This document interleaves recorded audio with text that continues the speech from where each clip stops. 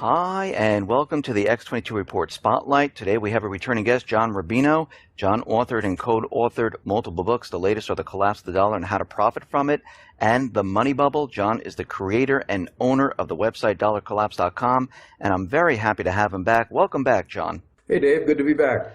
Thanks for coming back, and let's get right into the economy here. And starting the beginning of this year, of January of 2016, the market was way down, and now we see it's been pushed up. Gold is up around $180 since December, and the financial pundits, the talking heads, well, the president has been telling us that everything is fine. The economy's back on track. We're recovered. Everything looks good. What is your take on what's going on at this point? Well, the headline numbers overstate the recovery to the extent that there is a recovery. U.S. manufacturing has been shrinking for the past couple of years. Corporate profits are down year over year. You very seldom have equity bull markets continuing in the face of falling corporate profits.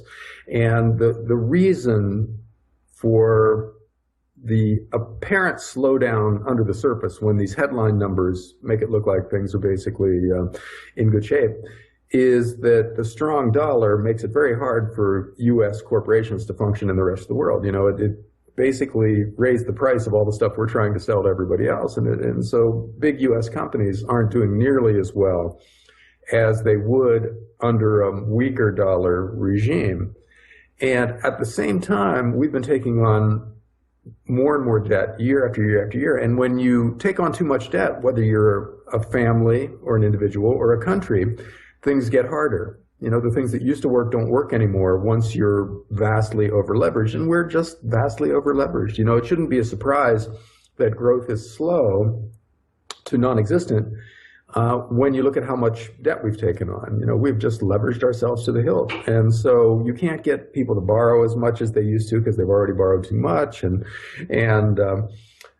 people are voting now based on this. They see the system not working anymore, so they're voting for fringe candidates. And so you've got political turmoil all over the world. You know, one interesting stat in the U.S. to illustrate the difference between the headline number and the actual reality is employment in the U.S. You know, we've got an unemployment rate of 5%, which is usually boom time numbers. You know, that's a sign that the economy is firing on all cylinders, and we should be worried about wage inflation going forward, and we're, you know, our problem would be too much of a good thing at that level. But what's actually happening is that, yeah, we're hiring lots of new people, but they're mostly part-time jobs as waiters and bartenders and corporate temps. So we've got this phenomenon now of people trying to manage multiple jobs in order to pay the bills.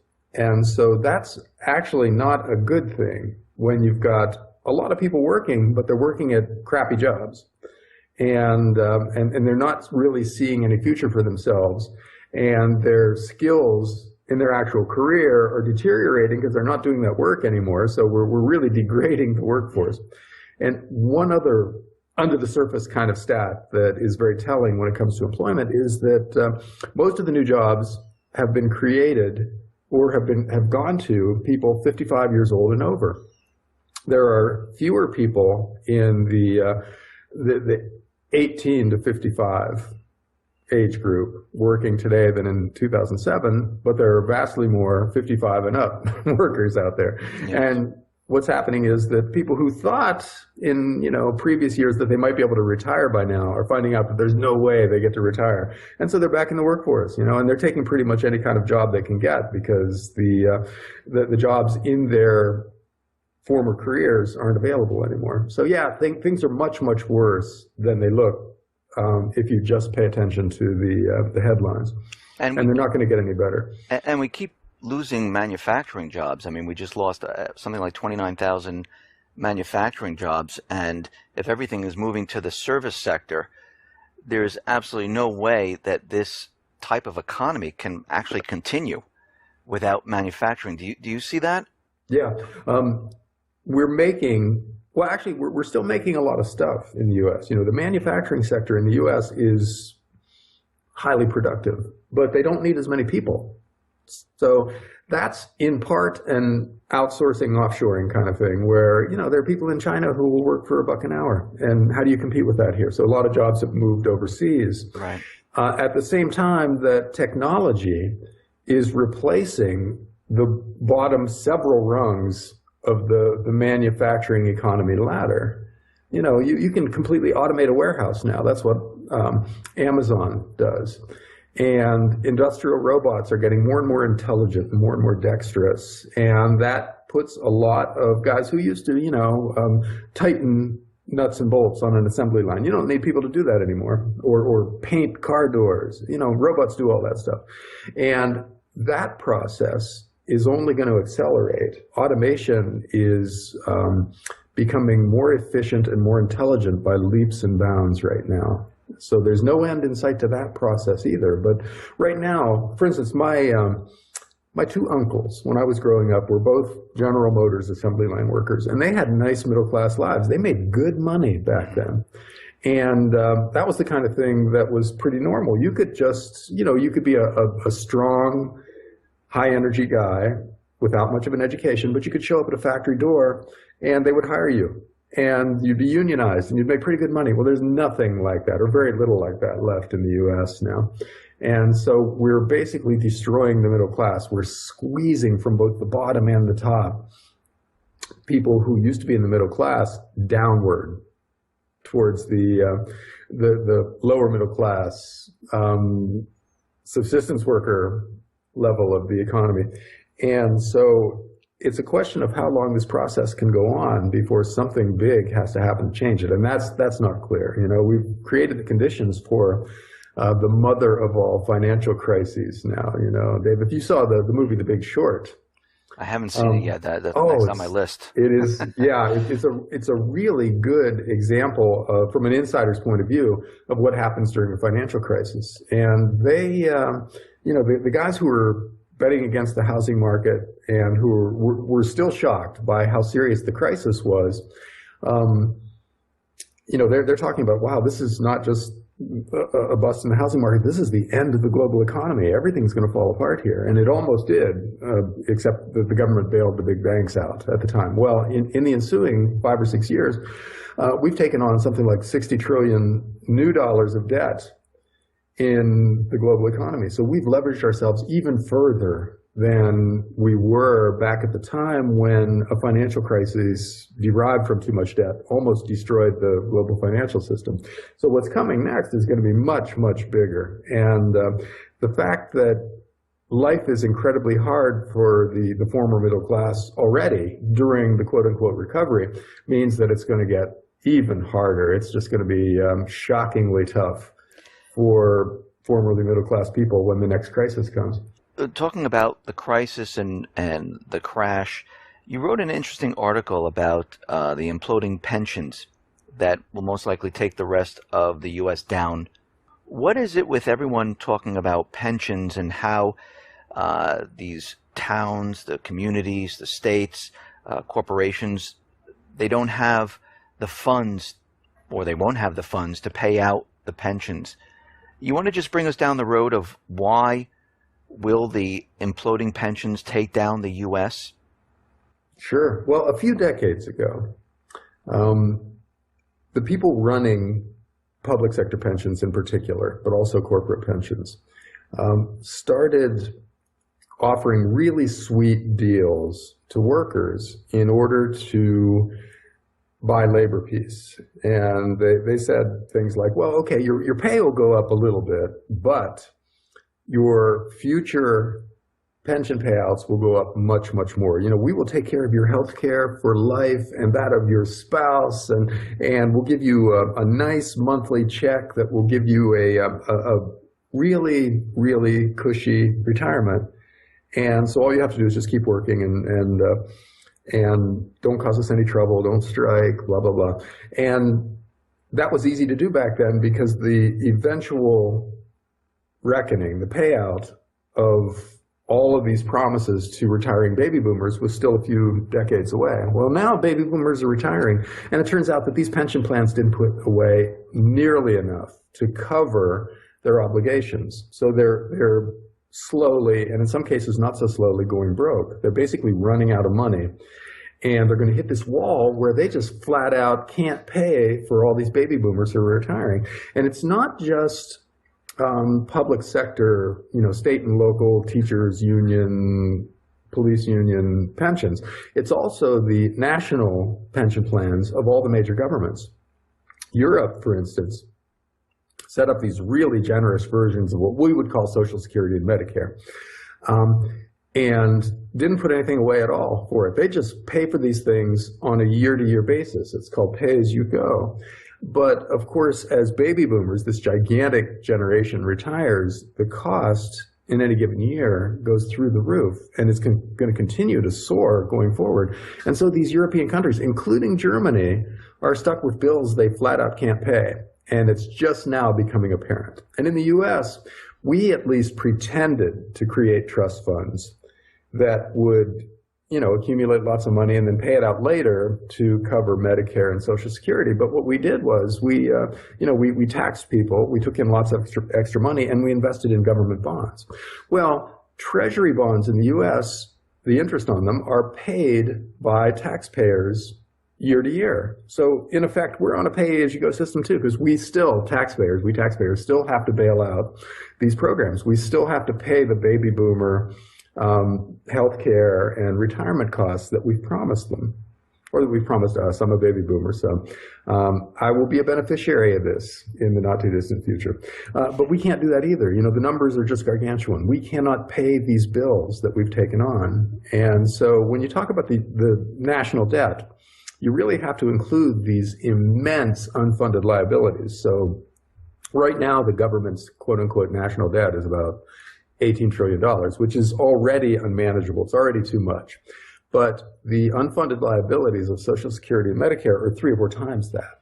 So the true national debt is so far beyond our ability to pay it that we, in rational times, we would just give up right now. But we're still able to hide the fact that this is the case, and so we can get through the next election cycle, and the next chairman of the Federal Reserve can come in and make some nice speeches and then retire prestigiously. They can still get away with that for a little while, but the wall is coming. We're going to hit this wall at some point, and then the question will be, how do we deal with it? Do we collapse under the weight of all of it? Do we have a 1930s style depression driven by excessive debt? Or do we try to inflate our way out of it, make the currency way less valuable, and in that way make all of these various pension plans manageable? In other words, we're going to give you the money that we promised you, but it's only going to be worth half as much. and we'll see if we get away with that. We probably won't, but based on the credulity of voters up to this point, maybe we will get away with it. Hard to say. But in any event, the numbers flat out don't work. And the reason gold bugs and other sound money people are so excited about the prospects of precious metals is that we'll probably try the currency devaluation plan, because that's the least politically painful in the moment. And that's phenomenally good for forms of money like gold and silver. The governments can't devalue. They can't create more gold and silver on an electronic printing press. And so those things will tend to go up in value versus these paper currencies that we're just inflating away at an accelerating rate. So that's the investment thesis behind gold and silver. You get into real stuff that governments can't just create more of arbitrarily, and those real things will tend to go up in value when measured by these currencies that we're devaluing more and more each year as we panic over the amount of debt that we've taken on. When you say the dollar will be devalued, we're looking at inflation then? Basically, yeah. What has to happen is, well, if we're going to inflate our way out of this problem, what has to happen is the dollar has to become much less valuable, which is the same thing as saying that the price of stuff priced in dollars, those prices have to go up. The price of everything will have to rise as the dollar becomes less valuable. So, say $3 will buy you a gallon of milk today. Well, it'll take $10 to buy that gallon of milk at the end of the devaluation process. And so the price of everything goes up. And the cost, the real cost of government programs goes down. And so it makes it easier for governments to manage their debts. And it also makes it easier for the private sector, which is grossly over-leveraged, to manage its debts. So this is a policy that is basically aimed at benefiting debtors and disadvantaging savers. You know, if you put some money away, if you've got dollars in a safe deposit box or in a bank account, and we devalue the dollar by 30 or 40 or 50%, you lose. And unfortunately, you're the guy who doesn't deserve to lose. You know, you're the one who's playing by the rules and doing what you're supposed to do, saving a little bit out of each paycheck and putting it away in something very safe, not speculating with it. And you are one of the people that governments are explicitly targeting with their current policies and with their future policies, because the dollars you save will become much less valuable. And so the capital that you're trying to build for retirement will evaporate. And that's really what's coming, you know, and unless we just accept a 1930s-style depression, collapse under the weight of all our debt, the only other alternative is to make the money less valuable. And so you're the one who suffers if you're a saver. Do you see a lot of similarities right now back in the Great Depression of 1929, where I guess they had currency wars back then? They had trade wars. Europe was doing absolutely awful during leading up to the Great Depression.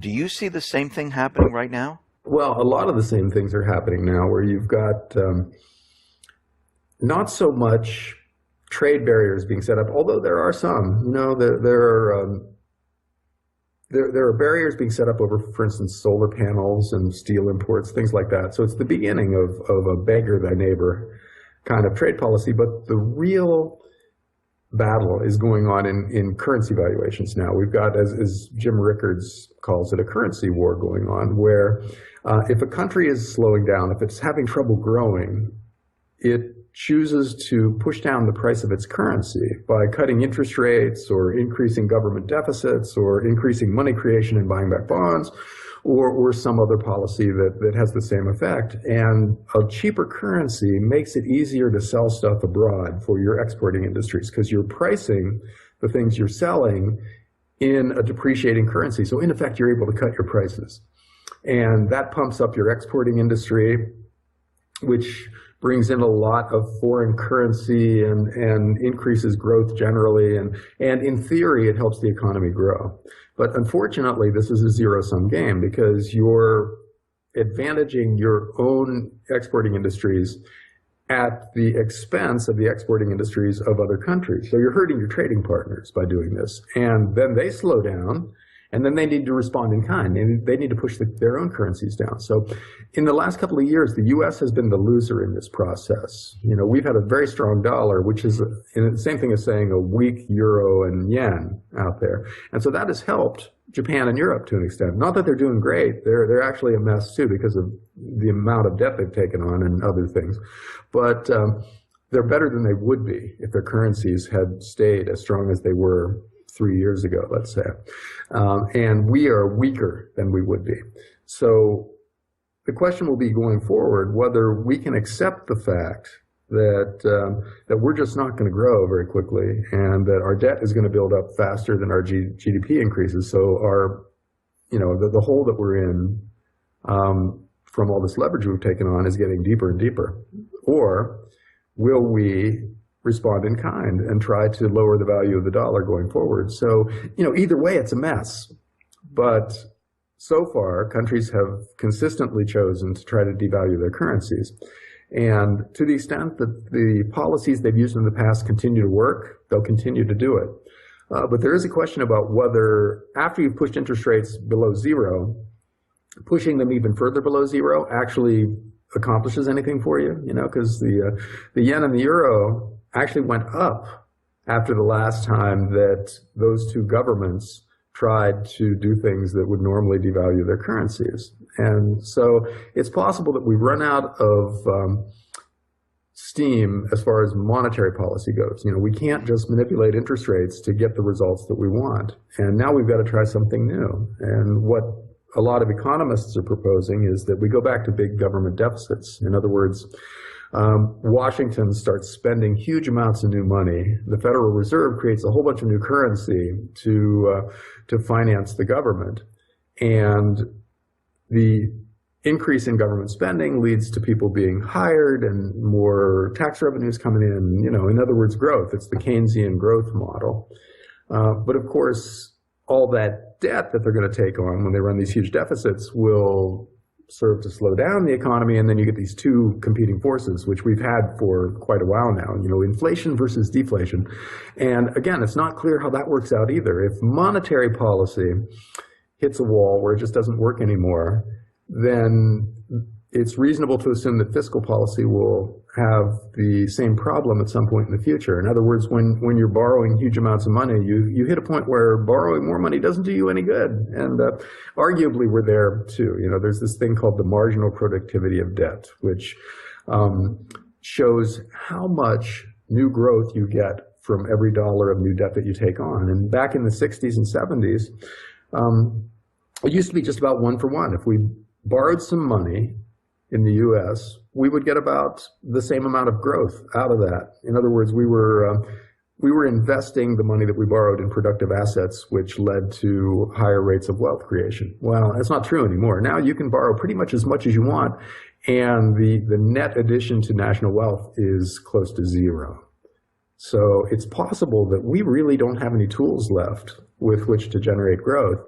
And once that becomes apparent to people, once individuals and Wall Street traders and other governments all figure this out, then they're going to act accordingly. And that might just end this whole money bubble in its tracks. And then we have to go on to something else. We have this huge crisis, possibly bigger and more serious than anything in living memory. And then from the rubble of that, we have to rebuild a system that actually works. And that's when the debate gets interesting, because right now politics really doesn't matter. It doesn't matter whether there's a Bush or a Clinton in charge in the U.S. anymore, because they're going to do basically the same things that their predecessors did and dig us deeper and deeper into this hole. But once we hit rock bottom, once this system fails, then we can debate what to build in its stead. And I think that'll be interesting. Politics will finally be consequential and interesting again.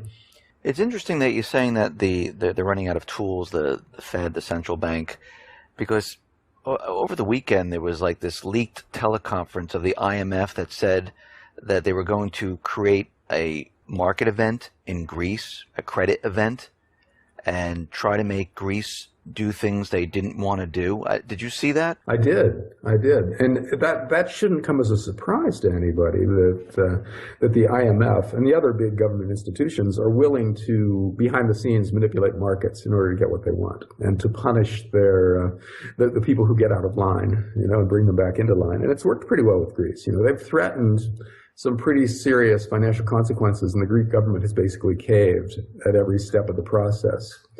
And so it's no surprise that they're thinking of doing something like that again. But it is interesting to see it just spelled out that way, because usually we think credit crises and other kinds of market disruptions happen by surprise. They just happen. And the guys in charge are taken just as much by surprise as the rest of us are. Well, in a lot of cases, that's not true. A lot of these things are engineered from behind the scenes to achieve a specific goal. And this is an example of something like that. And there's actually a deeper, more interesting theme that includes the IMF leaks, and that is that our old conception of privacy is pretty much over now.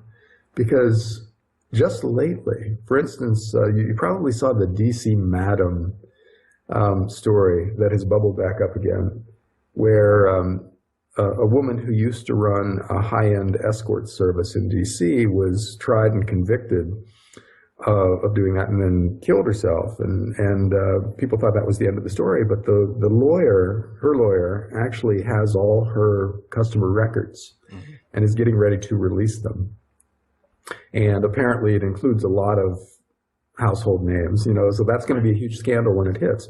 And then just this weekend, there was a huge, or the announcement of a huge data dump that had been going on for the past year from a Panamanian law firm called Mossack Fonseca that most people had never heard of, but apparently is hugely influential and consequential in the world of offshore accounts. And so now the media has their records, and apparently there are some huge names about to be released. And these guys have had offshore accounts that were illegal in their home countries, according to their home countries' laws, and that are hiding and manipulating huge amounts of money. And so there's another big political and economic scandal brewing as these names are released. And basically what this means is, of course, this stuff has been going on. We kind of all knew that. Right. We didn't know the specific names, but it also means that virtually no one doing secret stuff, whether it's an individual sending sensitive emails to another individual, or governments conducting secret wars or market manipulations or whatever, or rich people trying to hide their money in offshore accounts. None of that stuff is going to be secret going forward. All you need is one disgruntled employee with a thumb drive, and all your secret records can end up in the hands of the media in the space of a weekend. And so that's really going to change the world going forward. And it's not clear how it changes things in, the next 6 months. There could just be this drumbeat of scandals, political scandals, economic scandals, politicians being kicked out of office because their accounts in Panama or the Bahamas or whatever are exposed. Stuff like that is going to happen. But it's also going to change the way these big organizations operate, because they can't keep secrets anymore. And how do you function if you're a secret organization, if you can't keep secrets? And the technology of leaking is only going to get better going forward. It's going to be easier and easier to access and disseminate the contents of a hard drive, for instance, or of a distributed network. And it's going to be harder and harder to keep that stuff secret. So that changes the world in a really fundamental way. And it's not clear whether the response of the big secret organizations are going to be to try to shut down the internet in some way, or to go after the leakers in a really aggressive way that makes it so uncomfortable, so unpleasant to be doing something like that, that you don't even think of doing it. Or if they're going to change their own ways of operating and stop being so secretive and just stop doing things that are defined as crimes by the vast majority of the people in the world. We'll see. I don't know. It's a new technological era, just as it is for workers. When you've got automation taking over everything, it's a new era for the people running these secretive organizations, because they can no longer hide their crimes. So it's going to be a fascinating process, and incredibly messy, which just adds to the potential volatility in the financial markets. If you never know when a new leak is going to come out, which throws everything into turmoil, you're going to be a lot more risk averse with your investing, right? It's not as attractive to speculate when the fundamentals don't matter anymore. When a price chart doesn't tell you anything about what's going to happen, or the income statement of the company you're investing in is vastly less important than what the CEO is doing with his offshore accounts. When stuff like that is more important, and you can never predict when it's going to blow up on you, you're going to be a much more conservative investor. So that's going to potentially give us a global risk-off kind of investment environment. And that also plays into the hands of precious metals and real assets, because those things are the ultimate safe havens. If you want something that's going to stay valuable for the next 50, 100, 1,000 years, then gold and silver are pretty much the only things that you can point to and say, yeah, okay, that'll be all right, and I'll put that away and I won't worry about it. And in good times, you don't really care about stuff like that. But in bad, uncertain times, stability of value becomes much more important. Can the central bankers keep the economy going right now? We talked about that they might be out of bullets. They have no more tools in their toolbox. How much longer can they keep this going? I mean, the debt is continually rising. The economic indicators that we see from, manufacturing, unemployment, GDP, they don't seem to be improving whatsoever. Where do we go from here? Well, if the old tools don't work, which they seem not to be, it's reached a point where zero interest rates and negative interest rates actually cause more harm than good. And if that's the case, and somewhere out there it is the case, we're going to hit a wall where we can't use these tools anymore, and maybe that's today. There are signs that it is today. If that is indeed the case, then these guys either have to stop what they're doing and find something new, or double down and say, all right, look, negative 1% didn't work, so let's try negative 5%. Or a deficit of $1 trillion didn't work, so let's try $5 trillion. Really just go crazy with it.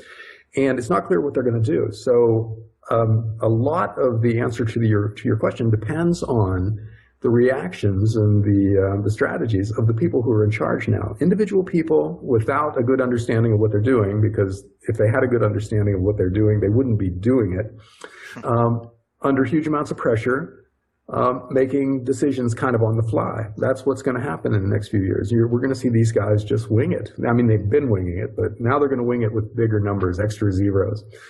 And it's a safe bet that these things won't work, because they haven't worked so far, and there's no reason to think that doubling down will buy you anything. And so at some point out there in the probably not too distant future, people realize this, and they stop trusting the big institutions. And then you get something like what the Austrian School of Economics calls a crack-up boom. And that is a sudden loss of faith in the currency and in the people managing the currency of a given country, where when you get paid, you don't want to hold dollars anymore, or euros or yen, depending on where you are. So you immediately convert them into something real. You go out and buy stuff with it. And that causes kind of a boom. The economy picks up because people are just immediately converting their currency into real stuff.